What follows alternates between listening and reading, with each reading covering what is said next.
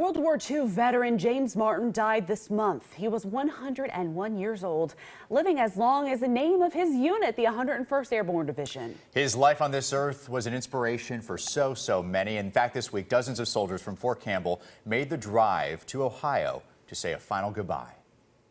James Martin was the lightest man in his regiment. His friends called him Pee-wee, but his impact on this world was anything but small. Martin enlisted in 1942 in the 101st Airborne Division. He was one of 6,000 men to train as a paratrooper, one of the first, defending the free world from Hitler's advance.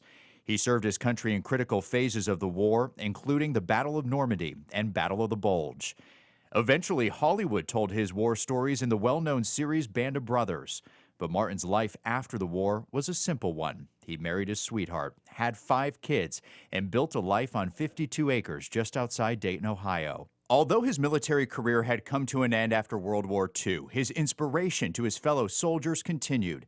And this week, 100 soldiers traveled 5 hours to Dayton, Ohio to pay their respects. He was a positive influence, and everything I've heard about him was he always was looking for the bright side. He always believed in people. He motivated people, invigorated people, and he didn't want to be considered a hero himself. He was just part of the team. Martin's bravery never ended. He was still jumping out of planes well into his golden years. And before his death, he wrote this message on his Facebook page.